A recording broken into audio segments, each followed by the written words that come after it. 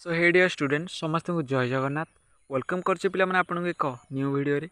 तो पिला माने आज आम डिस्कसन करबा हिस्ट्री ऑफ VST नंबर 3 पिला डिस्कसन करबा। आ पूर्व हम VST दुईटी साथ देइछंती।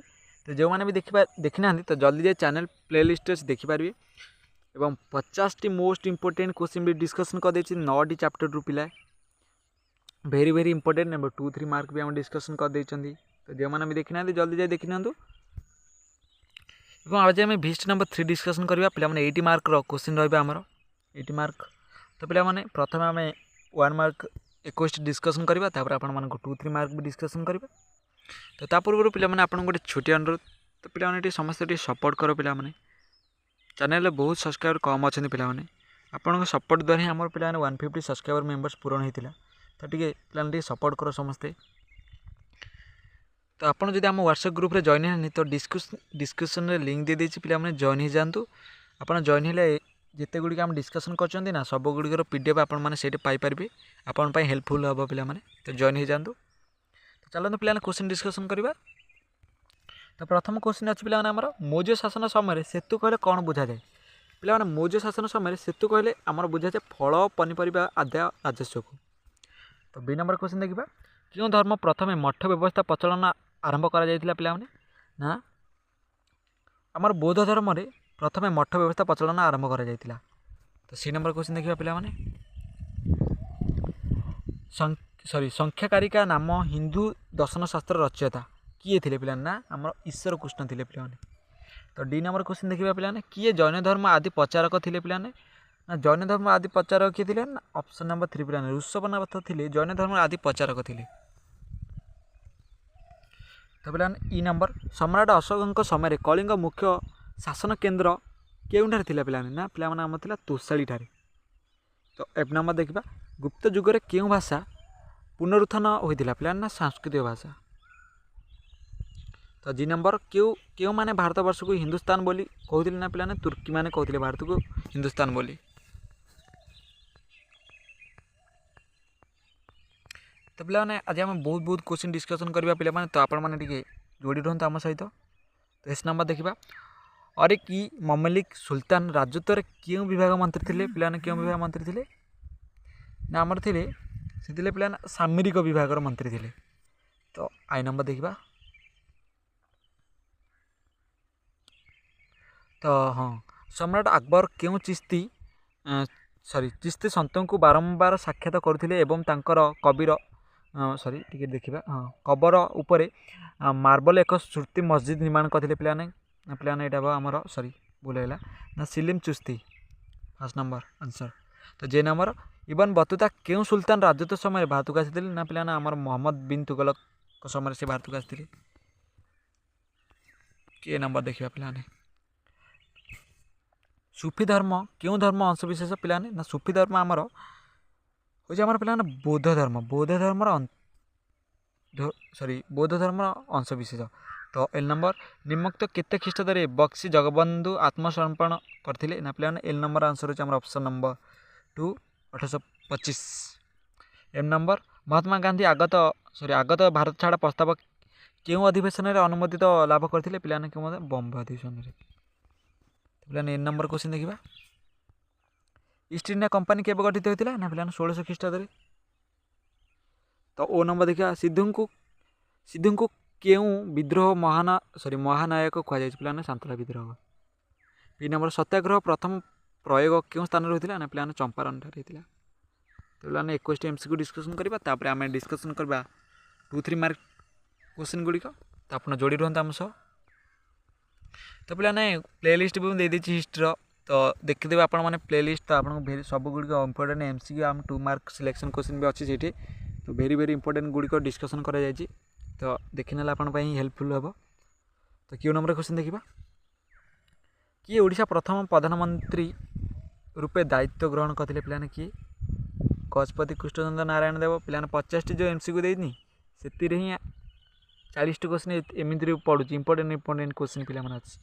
तो सब गुड़ी इंपोर्टेंट अच्छी। तो देखिए गंज कहले कौन बुझ पे ना गंज कहले एक सीमित बजार। एस नंबर निम्नोक्त केउंटी थिला उत्कलर टैनिरी कंचा माल पे चमड़ा थिला।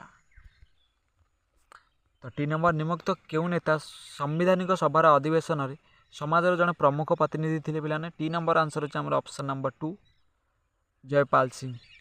तो आमर यू नंबर देखा 10वीं शताब्दी ओडिशा निम्नलिखित केउं सहरटी प्रतिष्ठा होता ना पे ए नंबर आंसर होचे हमर option number sorry you number answer होचे हमर ऑप्शन नंबर 2 कटक। तो पे आम आंसर डिस्कसन करवा एगुड़िक आंसर तो चलते आंसर डिस्कसन करवा। धर्मचक्र प्रवर्तन कौन ना बोधगया ठारे ज्ञान प्राप्त पर बोध प्रथमे वाराणसी निकटस्थ सारनाथ नाम स्थान में 5 जन ब्राह्मण शिष्यों आगरे तांकर आविष्कृत सत्य को प्रचार करते। से 5 जन सन्यासी थे यथाक्रमे कौंडन्य अश्वजित बासप महानाम और उद्रिक। यही घटना को बौद्धशास्त्र धर्मचक्र प्रवर्तन कहुए अर्थात से दिन ठार धर्मचक्र गति करने को लगी मृत्यु पर्यंत बुद्ध विभिन्न स्थान भ्रमण कर धर्म प्रचार करते। तो बी नंबर क्वेश्चन देखा तो सब गुड इंपोर्टेंट क्वेश्चन अच्छी तो भल भाव आपने डिस्कसन भल भाव बुझंतु तार पीडीएफटा आपको आमर व्हाट्सएप ग्रुप में मिल जाए पे तो डिस्क्रिप्शन लिंक दे देसी जॉइन हो जातु टे पे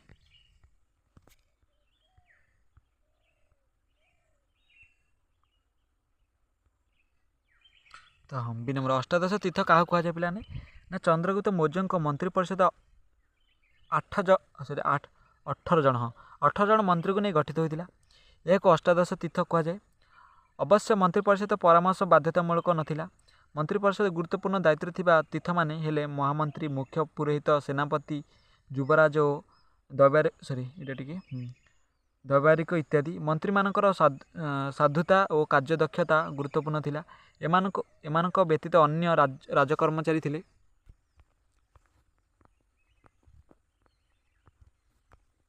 तो देखिबा कौन अच्छी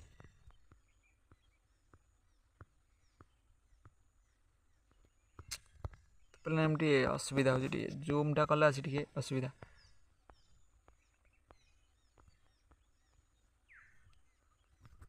तो पे सी नंबर क्वेश्चन देखा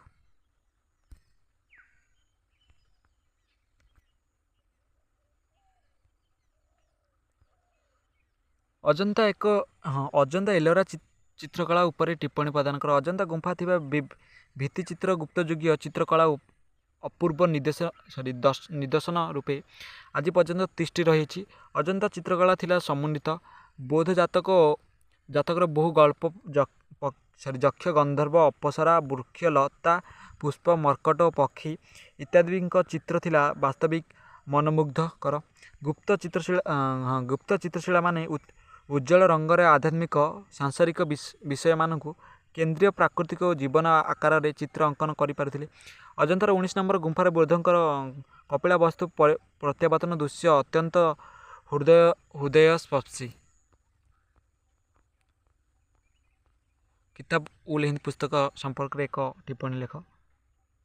तो देखा तो कविता उल हिंद पुस्तकटी राष्ट्रदूत आल्बेरिन एक विशिष्ट बलिष्ठ कृति जहाँ से 1031 ख्रीष्टाब्द गजनी थिला बेले लिखिथिले। अरबिक भाषा लिखित यही पुस्तकटी तारिख उल हिंद मध्य कहुए। जूम गले भल भाव देखिए आज्ञा कहुए। यही पुस्तकटी 80टी अध्याय विभक्त। ए हिंदू धर्म दर्शन पर्वपर्वाणी प्रथा और परंपरा भारतीय मानकर सामाजिक आर्थिक एवं राजनैतिक जीवन भूगोल देवादेवी मूर्ति धर्मीय परंपरा साहित्य आईन कला स्थापत्य भास्कर्य इत्यादि विषय वर्णित अच्छी।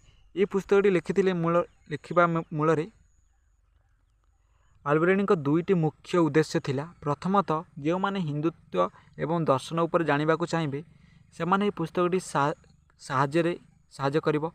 द्वितीयतः जो व्यक्ति तांकठारु भिन्न मत पोषण करने को ताकू से पुस्तक स्थान देवे।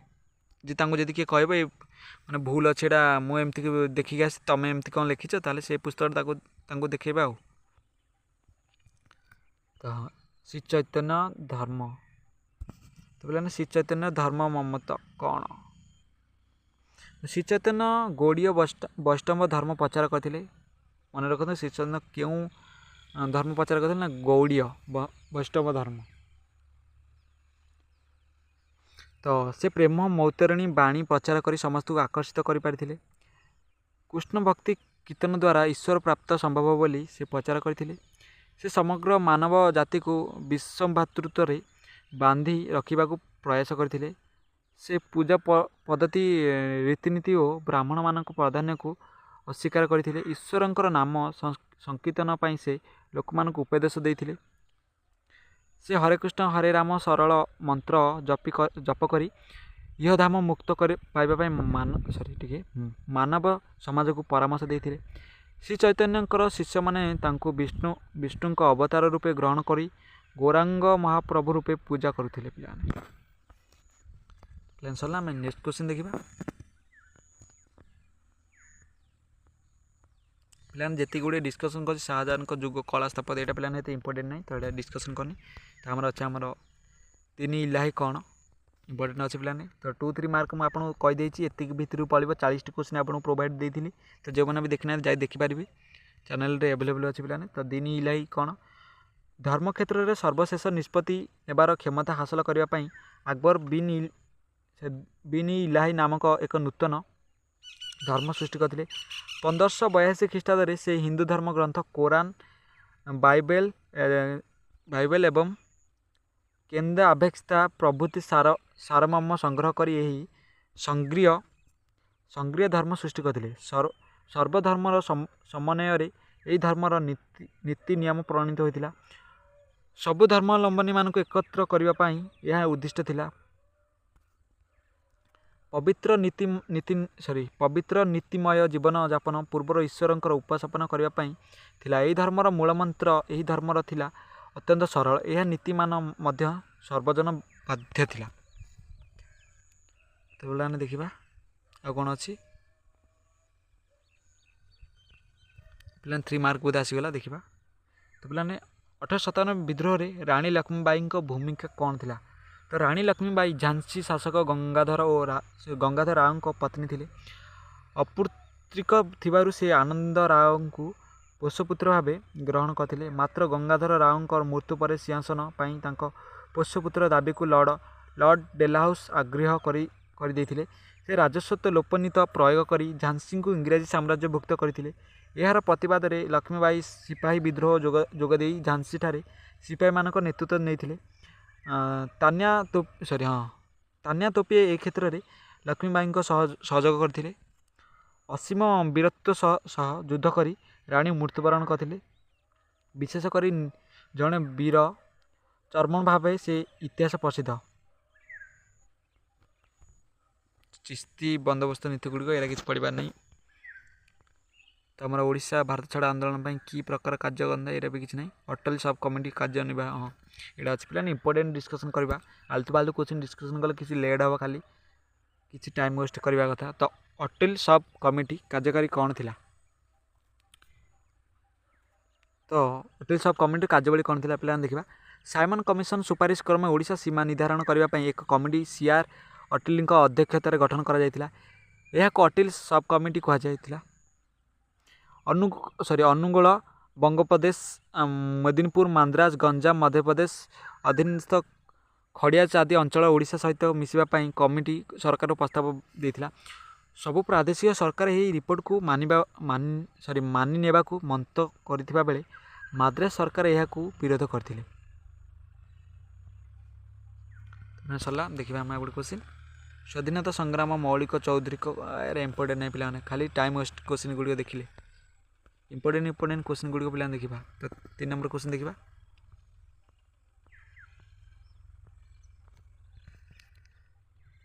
ତ ଭାରତ ସଭ୍ୟତା ପ୍ରତି ବୌଦ୍ଧ ଧର୍ମ ଅବଦାନ କର। ସଭ୍ୟତାର ବୌଦ୍ଧ ଧର୍ମ ଲାଗିଲା। ତ ଭାରତ ସଭ୍ୟତାର ପ୍ରତି ବୌଦ୍ଧ ଧର୍ମର ଅବଦାନ। ବୌଦ୍ଧ ଧର୍ମ ପ୍ରଭାବ ଭାରତୀୟ ସମାଜର ଧର୍ମ, ସାହିତ୍ୟ, ଦର୍ଶନ ଏବଂ କଳା ଉପରେ ଅନୁଭୂତ ହୋଇଥିଲା। ବୌଦ୍ଧଙ୍କର ଜାତିଭେଦ ପ୍ରଥା ବିରୋଧରେ ଏବଂ ଜଟିଳ ଯାଗଯଜ୍ଞ ଏବଂ ପଶୁ ବଳି ପ୍ରଥା ବିରୋଧରେ ସ୍ୱର ଉତ୍ତୋଳନ ହିନ୍ଦୁ ଧର୍ମକୁ ବହୁ ପରିମାଣରେ ପ୍ରଭାବିତ କରିବା ସହିତ ହିନ୍ଦୁ ଧର୍ମ ଏହି କୁସଂସ୍କାର ଗୁଡ଼ିକ ଦୂରଭୂତ କରିବାରେ ସହାୟକ ହୋଇଥିଲା। ବୌଦ୍ଧ ଧର୍ମ ଅହିଂସା ନୀତି ଦ୍ୱାରା ଲୋକମାନେ ଗଭୀର ଭାବେ ପ୍ରଭାବିତ ହୋଇଥିଲେ। ବୌଦ୍ଧ ଧର୍ମାବଲମ୍ବୀମାନେ ଅମରବତୀ, ଗାନ୍ଧାର, ନାଳନ୍ଦା ପ୍ରଭୃତି ସ୍ଥାନରେ ସ୍ତୂପ ଓ ବୌଦ୍ଧ ମୂର୍ତ୍ତି ଆଦି ନିର୍ମାଣ କରିଥିଲେ। ଭାରତୀୟ କଳା ସ୍ଥାପତ୍ୟ ପରିପୃଷ୍ଟ କରିପାରିଥିଲେ। ବୌଦ୍ଧଙ୍କର ଜୀବନ ଓ ବାଣୀକୁ ପ୍ରାକୃତିକ ଭାଷାରେ ରଚନା କରିଯିବାରୁ ଆଞ୍ଚଳିକ ସାହିତ୍ୟ ଉନ୍ନତି ଘଟିଥିଲା। ନାଳନ୍ଦା, କୌଞ୍ଜ, ବୁଦ୍ଧଗୟା, ତକ୍ଷଶିଳା ପ୍ରଭୃତି ସ୍ଥାନରେ ଥିବା ବୌଦ୍ଧ ମଠ ଓ ବିହାରଗୁଡ଼ିକର ଶିକ୍ଷା କେନ୍ଦ୍ର ରୂପେ ପ୍ରସିଦ୍ଧ ଲାଭ କରିଥିଲା। ବୌଦ୍ଧ ଧର୍ମାବଲମ୍ବୀମାନଙ୍କୁ ଅନୁସରଣ କରି ବ୍ରାହ୍ମଣମାନେ ମନ୍ଦିର ଏବଂ ମଠ ଇତ୍ୟାଦି ନିର୍ମାଣ କରିଥିଲେ। ଏପରି ଭାବରେ ଭାରତୀୟ ସମାଜ ଧର୍ମ, କଳା, ସ୍ଥାପତ୍ୟ ଇତ୍ୟାଦି ବୌଦ୍ଧ ଧର୍ମର ଦାନ ପରିପୁଷ୍ଟ ହୋଇଥିଲା। ଦେଖିବା ପିଲାମାନେ ମୋଦୀ ସାମ୍ରାଜ୍ୟର ସାମରିକ ଶାସନ ସମ୍ପଦୀୟ, ଏଇଟା ଇମ୍ପୋର୍ଟାଣ୍ଟ ନାହିଁ ପିଲାମାନେ। ପିଲାମାନେ ଇମ୍ପୋର୍ଟାଣ୍ଟ କ୍ୱେଶ୍ଚନ୍ ଗୁଡ଼ିକ ଡିସ୍କସନ୍ କରିବା। ଗୁପ୍ତ ସାହିତ୍ୟ ଭାସ୍କର୍ଯ୍ୟ ଏଇଟା ବି କିଛି ନାହିଁ, ଇମ୍ପୋର୍ଟାଣ୍ଟ ନାହିଁ, ଏଇଟା ପଢ଼ିବନି, କେବେ ବି ପଢ଼ିବ। ଉଲେମା, ହଁ ଏମିତି ପଢ଼ିବ ପିଲାମାନେ, ଉଲେମା। ତ ସୁଲତାନୀ ଶାସନ ସମୟରେ ସମାଜରେ ଆଭିଜାତ୍ୟ ଶ୍ରେଣୀର ମୁଖ୍ୟ ଭୂମିକା ଗ୍ରହଣ କରିଥିଲେ। ସେମାନଙ୍କ ମଧ୍ୟରେ ଉଲେମା ଅନ୍ୟତମ ଥିଲେ। ସେମାନଙ୍କ ଶିକ୍ଷା ଏବଂ ଧାର୍ମିକ ତଥା ଦାତବ୍ୟ ଅନୁଷ୍ଠାନଗୁଡ଼ିକ ନିୟନ୍ତ୍ରଣ କରୁଥିଲେ। ଏହି ଉଲେମାମାନେ ଥିଲେ ସୁଲତାନମାନଙ୍କ ମସ୍ତିଷ୍କ ସଦୃଶ। ସେମାନଙ୍କର ମଧ୍ୟରେ ଅନେକ ଜାକତ, ଟିକେ କ'ଣ ଲେଖାଯାଇଛି ଟିକେ ଭଲ ଭାବେ ଦେଖାଯାଉନି, କାଜି ଉଲ୍ କାତ, ହଁ ଠିକ୍ ଅଛି, ମଧ୍ୟରେ ଅନେକ କାଜି ଉଲ୍ ଜାକ୍ତ, ସଦର ଉସ୍, ସଦର କାଜି, ମୁଫ୍ତି ଆଦି ପଦବୀ ଅଳଙ୍କୃତ କରିଥିଲେ। ସେମାନଙ୍କ ମଧ୍ୟରୁ ଶେଖ୍ ଏବଂ ସୟଦମାନଙ୍କର ସ୍ଥାନ ସମାଜରେ ବହୁ ଉଚ୍ଚରେ ଥିଲା ପିଲାମାନେ। ଏହି ଉଲେମାମାନେ ବସ୍ତୁତଃ ଆଭ୍ୟନ୍ତରୀଣ ଶାସନକୁ ନିୟନ୍ତ୍ରଣ କରିଥିଲେ। ସୁଲତାନମାନଙ୍କ ନିଜର ରଙ୍ଗିତରେ ପ୍ରଚାରିତ କରିଥିଲେ। ଦେଖିବା ଫ୍ରାଙ୍କସ୍ ବର୍ନିୟର କିଏ, ତାଙ୍କ ବିଷୟରେ ଯାହା ଜାଣ ଲେଖ। ଏରା କେବେ ବି ପିଲାମାନେ ପଢ଼େନି, ଏମିତି କ୍ୱେଶ୍ଚନ୍ କେବେ ବି ଆସିବନି। ଏମିତି ଆସିବ ଉଲେମା, ମାନେ ଏଇଟା ଇମ୍ପୋର୍ଟାଣ୍ଟ କ୍ୱେଶ୍ଚନ୍ ଗୁଡ଼ିକ ଆସିବ। ଏମିତି ପଢ଼ିବ କିଏ ଲେଖ, କ'ଣ ପାଇଁ ଆସିଥିଲେ, ଏଇଟା କିଛି ପିଲାମାନେ ପଢ଼ିବା ନାହିଁ, ଏଇଟା ବେକାରିଆ କ୍ୱେଶ୍ଚନ୍ ସବୁ। ତ ମେନ୍ କ୍ୱେଶ୍ଚନ୍ ଦେଖିବା ପିଲାମାନେ, ଭକ୍ତି ଆନ୍ଦୋଳନ ସୂତ୍ରପାତ ହେବାର କାରଣ ଗୁଡ଼ିକ ଲେଖ, ଏମିତି ପଢ଼ିବ। ଦେଖିବା ଆମେ ତ ଭକ୍ତି ଆନ୍ଦୋଳନର ସୂତ୍ରପାତ ହେବା ମୂଳରେ କେତେଗୁଡ଼ିଏ କାରଣ ପର୍ଯ୍ୟବସିତ ଥିଲା।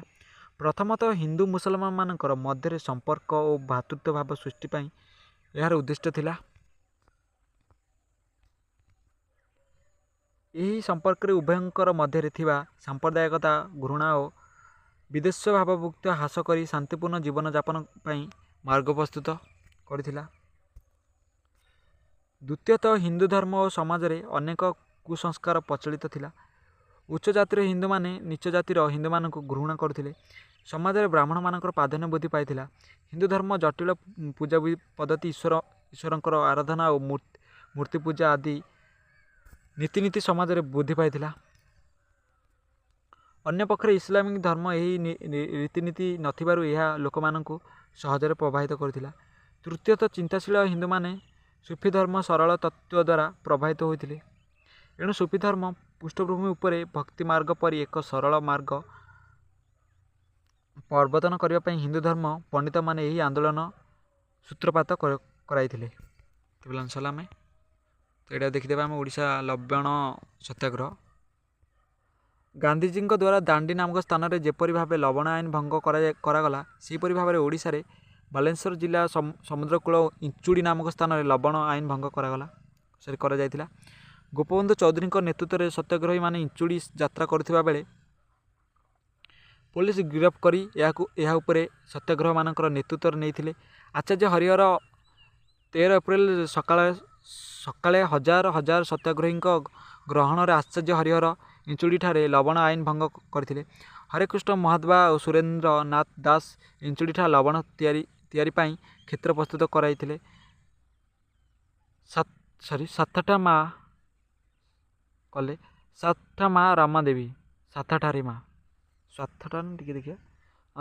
ମା ରମାଦେବୀ ଓ ମାଳତୀ ଦେବୀ ସ୍ଥାନୀୟ ସହାୟତାରେ ଲବଣ ପ୍ରସ୍ତୁତି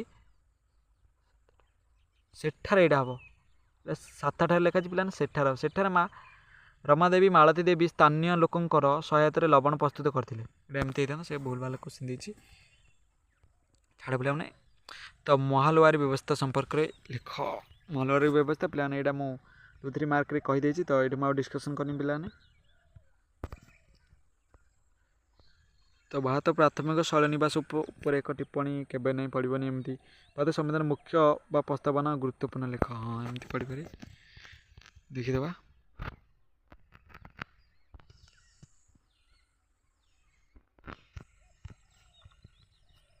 ତ ଭାରତ ସମ୍ବିଧାନ ମୁଖ୍ୟ ବନ୍ଧୁକ ବା ପ୍ରସ୍ତାବନାର ଗୁରୁତ୍ୱ ଲେଖ। ତ ପୃଥିବୀ ଅନ୍ୟାନ୍ୟ ଲିଖିତ ସମ୍ବିଧାନ ଭାରତରେ ସାମ୍ବିଧାନିକ ପିଲାମାନେ ମୁଁ ଏଇଟା PDF ଆପଣଙ୍କୁ ଦେଇଦେବି, ଏପଟେ ଜୁମ୍ କଲେ ପିଲାମାନେ ଭଲ ଭାବେ ହଁ ହବ ତାହେଲେ ମୁଁ ପଢ଼ିଦେଉଛି। ଭାରତ ସମ୍ବିଧାନ ମୁଖ୍ୟ ବନ୍ଧ ବା ପ୍ରସ୍ତାବନାର ଗୁରୁତ୍ୱ ଲେଖ।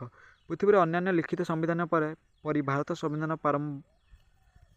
ପ୍ରାରମ୍ଭରେ ଏକ ପ୍ରସ୍ତାବନା ରହିଅଛି।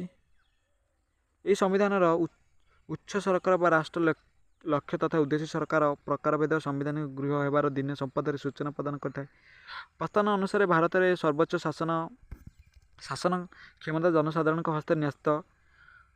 ଏହା ଜନପ୍ରିୟ ସାର୍ବଭୌମତ୍ୱ ସ୍ୱୀକାର କରିଥାଏ। ପ୍ରସ୍ତାବନା ମଧ୍ୟରେ ଭାରତକୁ ଏକ ସାର୍ବଭୌମ ସମାଜବାଦୀ ଧର୍ମନିରପେକ୍ଷ ଗଣତାନ୍ତ୍ରିକ ଓ ସାଧାରଣତଃ ରାଷ୍ଟ୍ର ରୂପେ ଘୋଷଣା କରିଅଛି। ଚିନ୍ତା ଅଭିବ୍ୟକ୍ତ ବିଶ୍ୱାସ ସ୍ୱାଧୀନତା ସୃଷ୍ଟି ଓ ସୁଯୋଗର ସମାନତା ଭ୍ରାତୃତ୍ୱ ଓ ନ୍ୟାୟ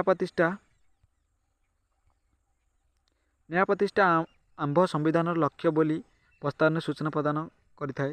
ପ୍ରସ୍ତାବନା ସୂଚିତରେ ଯେ 1949 ଖ୍ରୀଷ୍ଟାବ୍ଦ ନଭେମ୍ବର 26 ତାରିଖ ଦିନ ଆମ୍ଭ ସମ୍ବିଧାନ ଗୃହୀତ ହୋଇଥିଲା। ପ୍ରସ୍ତାବନାକୁ ସମ୍ବିଧାନ ମୁଖଣ୍ଡନ ବୋଲି ଅଭିହିତ କରାଯାଇଥାଏ। ପ୍ରସ୍ତାବନା ବାସ୍ତବରେ ଏକ ଦର୍ପଣ ଯାହା ସମ୍ବିଧାନ ରୂପକ ପ୍ରତିଫଳିତ କରିଥାଏ। ଭାରତ ସମ୍ବିଧାନ ସମ୍ପଦରେ ଅନେକ ଧାରଣା ପ୍ରସ୍ତାବନା ପ୍ରଦାନ କରିଥିବାର ଯୋଗୁଁ ଏହାକୁ ସମ୍ବିଧାନର ଆତ୍ମ ବୋଲି କୁହାଯାଏ। ପିଲାମାନେ ଏଇଟା 5 ମାର୍କର କ୍ୱେଶ୍ଚିନ୍ ଏଇଟା ପଡ଼ିଯାଇଛି, 3 ମାର୍କ ଏଇଟା ନୁହେଁ ବୋଧେ। ତ ପିଲାମାନେ ଆଜି ଆମେ ଡିସ୍କସନ୍ କଲେ 8 ମାର୍କର ଫୁଲ୍ କ୍ୱେଶ୍ଚିନ୍ ପିଲାମାନେ। ତ ଆଶା କରୁଛି ଆପଣମାନେ ଭିଡ଼ିଓଟି ଭଲ ଲାଗିଥିବ। ଯଦି ଭଲ ଲାଗିଥିବ ଲାଇକ୍ ଗୋଟେ କରିଦେବେ। ଟିକେ ଯଦି ପିଲାମାନେ କୋଉଠି ମିଷ୍ଟେକ୍ ହେଇଯାଇଥିବ ତାହେଲେ ବଡ଼ ଭାଇ ଭାବିକି କ୍ଷମା କରିଦେବେ ପିଲାମାନେ। ତ ରହୁଛି ପିଲାମାନେ, ଆଶା କରୁଛି ଭିଡ଼ିଓଟି ଭଲ ଲାଗିଥିବ। ତ ଯଦି ଆପଣମାନେ ଆମ ହ୍ୱାଟ୍ସଆପ୍ ଗ୍ରୁପ୍ରେ ଜଏନ୍ ହେଇନାହାନ୍ତି ତ ଜଲ୍ଦି ଜଏନ୍ ହେଇଯାଆନ୍ତୁ। ଏଇଟାର PDF ଆପଣମାନେ ସେଇଠି ହିଁ ଆଭେଲେବୁଲ୍ ପାଇଯିବେ। ତ ରହୁଛି ପିଲାମାନେ, ଜୟ ଜଗନ୍ନାଥ।